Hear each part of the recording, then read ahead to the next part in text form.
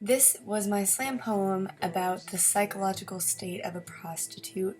A lot of it has to do with the divide that many prostitutes feel between themselves during their job and themselves outside of their job. Many of them have spoken out and talked about how they have to switch their self off. They get addicted to drugs because it's the only way that they can take their mind off of the horrible things that are done to them every day in their job. This poem is about a woman that was raped as a child by her father, which is a very common problem associated in prostitution. Many women are raped, and this leads them to the profession, and it leads them to devalue their bodies as their fathers have.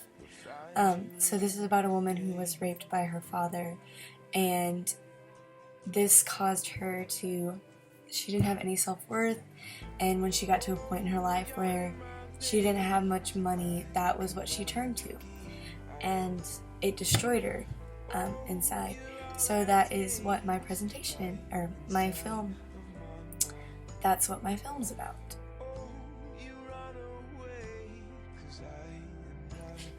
Younger me, childish me, had a father who wasn't a father, but a destroyer, an exploiter, a predator, a nightmare on two legs. I was weak, so weak, as he slipped his hands between my legs, and that was the end of me. Something that only belonged to me was stolen, and I couldn't get it back.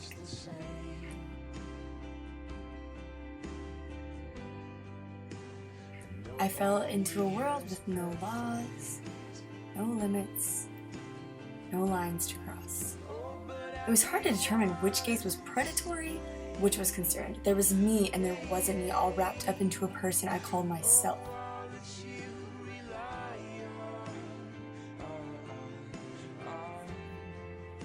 There was a girl that laid in an unknown bed next to a stranger that thought he owned me.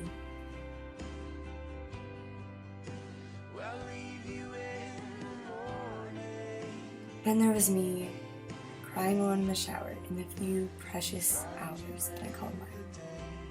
Two versions of myself. Only one was real. Until the other version became me and I could no longer distinguish between what once was divided. I turned into an emotionless shell of what I once was.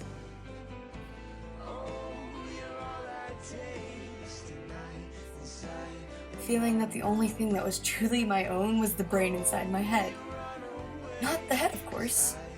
The brain. Not my left leg, or my right leg, or the space in between. Not my arms, or my stomach, or my lips.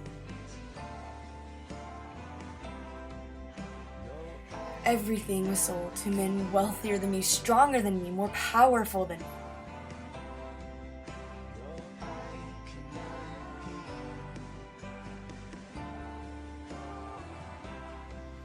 But I was okay with that. At least, that's what I told myself.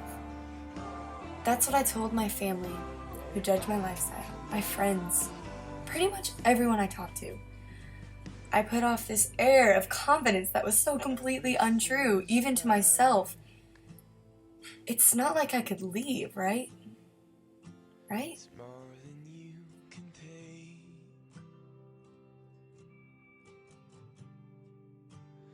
Catch a glimpse of sunlight shining